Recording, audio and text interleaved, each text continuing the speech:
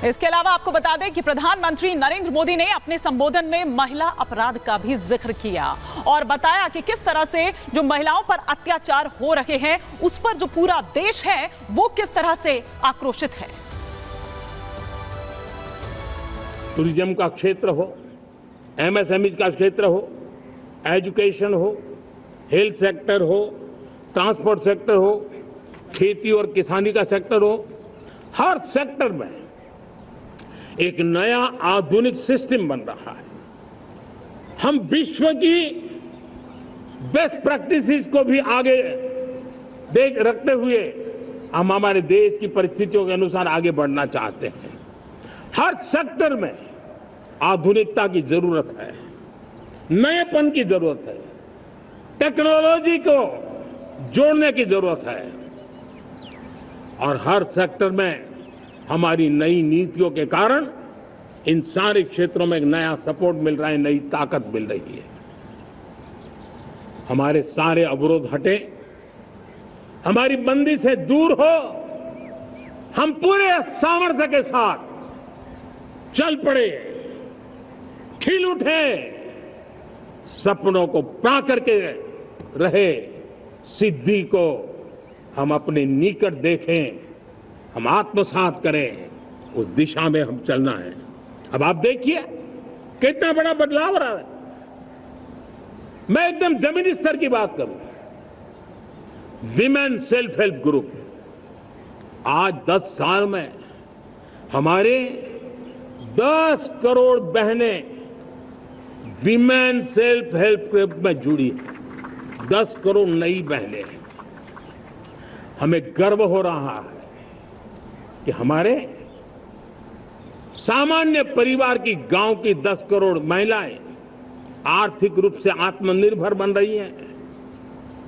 और जब महिला आर्थिक रूप से आत्मनिर्भर बनती हैं तब परिवार की निर्णय प्रक्रिया की हिस्सेदार बनती हैं, एक बहुत बड़ी सामाजिक परिवर्तन की गारंटी लेकर के आती है। मुझे गर्व है इस बात पर, लेकिन साथ साथ मुझे गर्व इस बात का भी है कि हमारे सीईओ आज दुनिया भर के अंदर अपनी धाक जमा रहे हैं।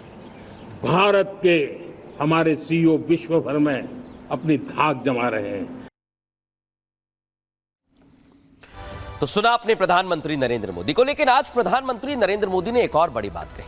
देश में एक देश एक चुनाव होना चाहिए और प्रधानमंत्री ने साफ कहा कि इस दिशा में हम काम कर रहे हैं, कमेटी काम कर रही है। क्या प्रधानमंत्री नरेंद्र मोदी ने कहा है, आइए आपको सुनवाते हैं। देश ने बार बार चुनाव इस देश की प्रगति में रुकावट बन रहे हैं, गतिरोध पैदा कर रहे हैं। आज कोई भी योजना को चुनाव के साथ जोड़ देना आसान हो गया है, क्योंकि हर 3 महीने 6 महीने कहीं न कहीं चुनाव चल रहा है।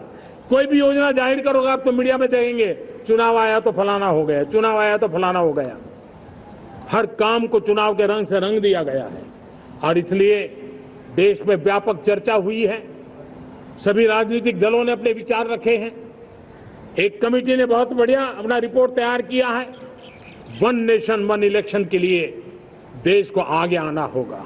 मैं लाल किले से तिरंगे की साक्षी में देश के राजनीतिक दलों से आग्रह करता हूं, देश के संविधान को समझने वाले लोगों से आग्रह करता हूं कि भारत की प्रगति के लिए, भारत के संसाधनों का सर्वाधिक उपयोग जन सामान्य के लिए हो, उसके लिए 1 नेशन 1 इलेक्शन के सपने को साकार करने के लिए हमें आगे आना चाहिए।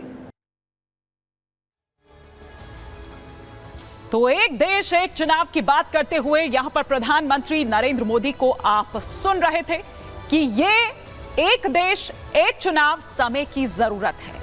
लेकिन सिर्फ इतना ही नहीं, प्रधानमंत्री नरेंद्र मोदी ने आज अपने संबोधन के दौरान परिवारवाद और जातिवाद पर भी हमला बोला और उन्होंने बताया कि ये किस तरह से लोकतंत्र के लिए खतरनाक है और फ्रेश ब्लड जो है वो राजनीति में आए। और वो उन्होंने ये भी कहा कि ऐसे 1 लाख जो नौजवान हमारे हैं, जो नौनिहाल हमारे हैं, मैं चाहता हूं कि वो राजनीति में आए।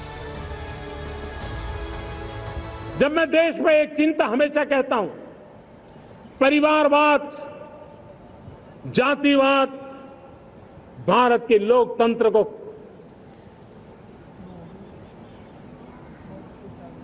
बहुत नुकसान कर रहा है।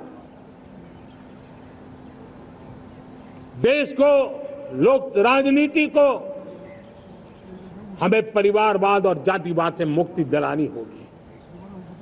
आज मैं देख रहा हूं मेरे सामने जो नौजवान है, उसमें लिखा हुआ है माय भारत, जिस संगठन का नाम है उसकी चर्चा लिखी है, यहां बहुत बढ़िया तरीके से लिखा हुआ है। माय भारत के अनेक मिशन है। एक मिशन ये भी है कि हम जल्द से जल्द देश में राजनीतिक जीवन में जनप्रतिनिधि के रूप में 1 लाख ऐसे नौजवानों को आगे लाना चाहते हैं। शुरुआत में 1 लाख नौजवानों को आगे लाना चाहते हैं जिनके परिवार में किसी का भी कोई राजनीतिक बैकग्राउंड न हो, जिसके माता पिता भाई बहन चाचा मामा मामी कभी भी राजनीति में नहीं रहे, किसी भी पीढ़ी में नहीं रहे, ऐसे होनहार नौजवानों को फ्रेश ब्लड 1 लाख, चाहे वो पंचायत में आए, चाहे नगर पालिका में आए, चाहे जिला परिषदों में आए, चाहे विधानसभा में आए, लोकसभा में आए, 1 लाख नए नौजवान, कोई भी प्रकार का पूर्व का राजनीतिक इतिहास उनके परिवार का ना हो, ऐसे फ्रेश लोग राजनीति में आए ताकि जातिवाद से मुक्ति मिले, परिवारवाद से मुक्ति मिले, लोकतंत्र को समृद्धि मिले। और जरूरी नहीं है कि एक दल में जाए, उनको जो पसंद हो उस दल में जाए, उस दल में जाकर के वो जनप्रतिनिधि बन करके आगे आए। देश तय करके चले कि आने वाले दिनों में 1 लाख ऐसे नौजवान जो परिवार राजनीति से दूर दूर का संबंध नहीं है, ऐसे फ्रेश ब्लड आएंगे तो सोच भी नहीं आएगी, सामर्थ्य भी नहीं आएगा।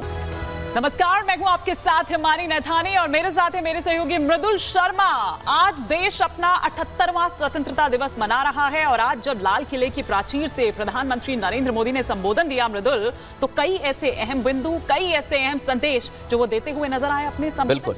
और हिमानी, देश विरोधियों पर प्रधानमंत्री नरेंद्र मोदी ने सीधे हमला किया।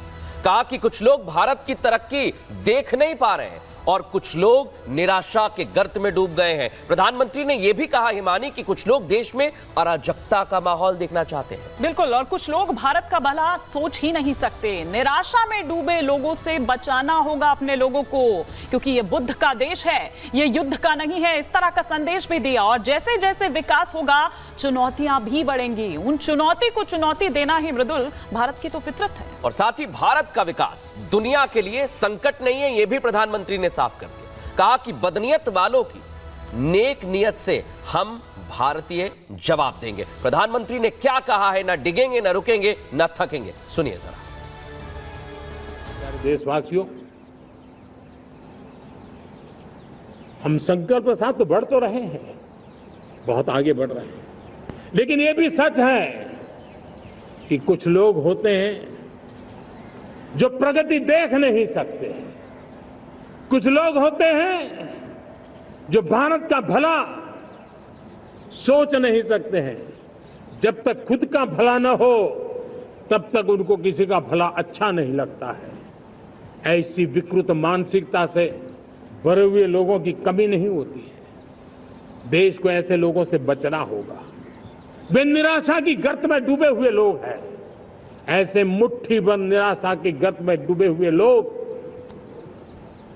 जब उनके गोद में विकृति पलती है तब वो विनाश का कारण बन जाती है, सर्वनाश का कारण बन जाती है, एनार्की का मार्ग ले लेती है। और तब देश को इतनी बड़ी हानि हो जाती है जिसकी भरपाई करने में हमें नए सिरे से मेहनत करनी पड़ती है। इसलिए ऐसे जो छुटपुट निराशावादी तत्व होते हैं, वो सिर्फ निराशा इतना नहीं है,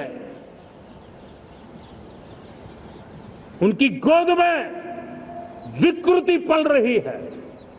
ये विकृति विनाश के, सर्वनाश के सपने देख रही है, ताने बाने जोड़ने की प्रयासों में लगी हुई है। देश को इसे समझना होगा। लेकिन मैं देशवासियों को कहना चाहता हूं कि हम हमारी नेक नीयत से, हमारी ईमानदारी से, राष्ट्र के प्रति हमारे समर्पण से हम सारी परिस्थितियों के बावजूद भी विपरीत मार्ग पर जाने वालों के लिए भी उनके भी दिल जीत करके हम देश को आगे बढ़ने के हमारे संकल्प में कभी भी पीछे नहीं हटेंगे, ये मैं विश्वास दिलाना चाहता हूं। और हमारे साथ विस्तार से और बातचीत के लिए इस वक्त वरुण पुरोहित जुड़ गए हैं मृदुल। बिल्कुल। और